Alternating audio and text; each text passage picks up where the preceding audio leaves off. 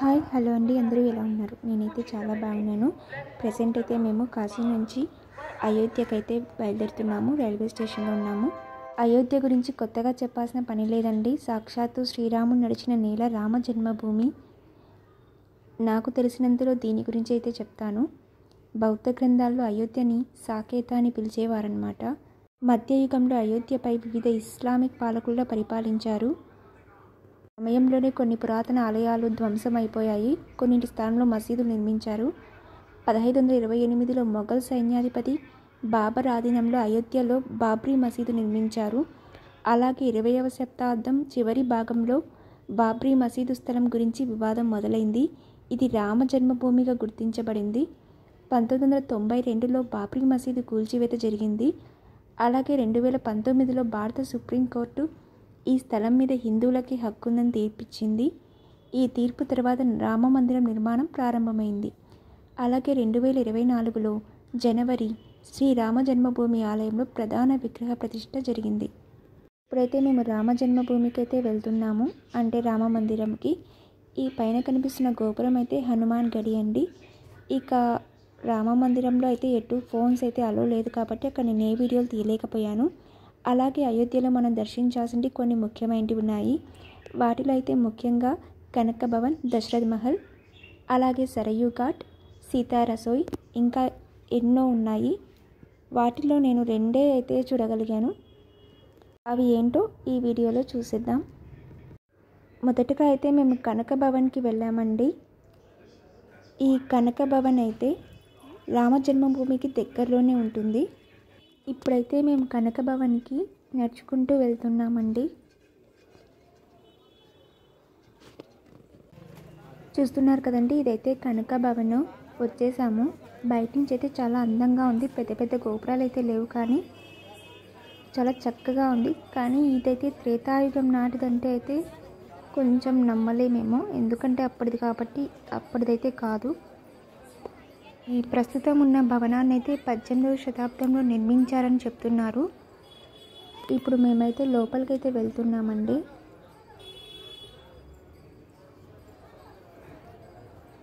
ఈ కనక భవన్ను మొదటగా దశరథుని 3వ భార్య అయిన కైకేయి శ్రీరాముడికి మరియు సీతాదేవికి పెళ్లి కానుకగా ఇచ్చిందంట.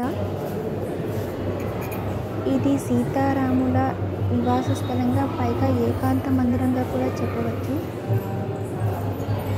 ఈ కనక భవన్ను కానుకగా ఇచ్చిన 6 నెలలకి సీతారాములను వనవాసానికి పంపడం జరిగింది కైకేయి.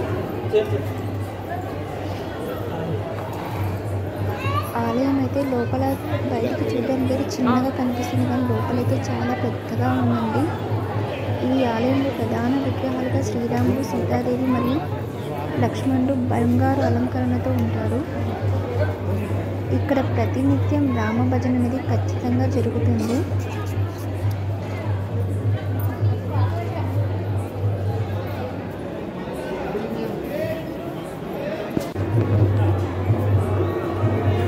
ఇదైతే లోపలి భాగం. ఇక్కడ మనం చూసుకుంటే చక్కగా సీతారాముల విగ్రహాలు లక్ష్మణుడితో కలిసి ఉంటాయి.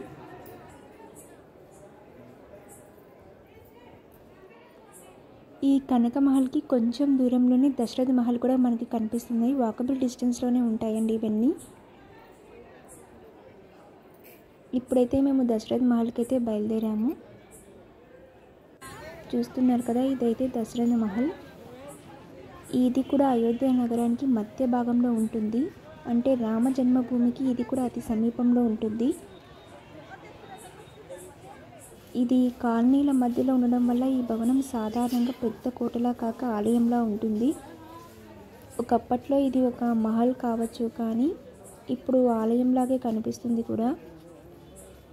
ఈ మహల్లో శ్రీరాముడు, సీతాదేవి, లక్ష్మణుడు మరియు ఇతర విగ్రహాలు కూడా ఉన్నాయి. ఈ దశరథ మహల్ ప్రత్యేకత ఏమిటంటే ఇక్కడే రాముడు, లక్ష్మణుడు, భరతుడు ఇంకా శత్రుఘ్నుడు తమ బాల్యాన్ని గడిపినట్టుగా చెప్తున్నారు. అంటే వాళ్ళు ఇక్కడే పుట్టి పెరిగి ఇక్కడే ఆడుకున్నారట. ఈ దశరథ మహల్ ప్రాంగణంలో ఒక పెద్ద వృక్షం అయితే కనిపిస్తుంది కదా, ఈ వృక్షం కిందనే రాముడు, లక్ష్మణుడు, భరతుడు ఇంకా శత్రుఘ్నుడు ఎక్కువగా ఆడుకునే వాళ్ళంట. కానీ ఇది అప్పటి వృక్షమో ఇప్పటి వృక్షమో అయితే నాకు అర్థం కాలేదు. ఇప్పుడైతే మనం లోపలికి వెళ్తున్నాము.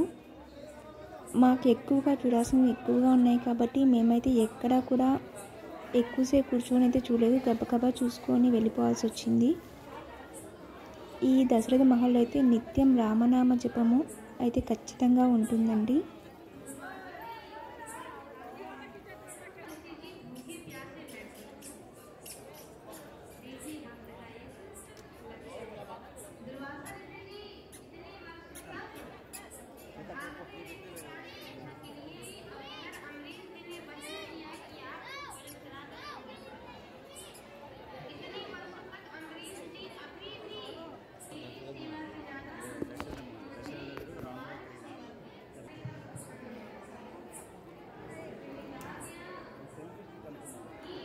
అయోధ్యకు వెళ్తే మాత్రం ఒక 2 days ఖచ్చితంగా కండి. అక్కడ ఉన్నవన్నీ ఖచ్చితంగా చూడాల్సిన ప్రదేశాలు అయితే చాలా ఉన్నాయి.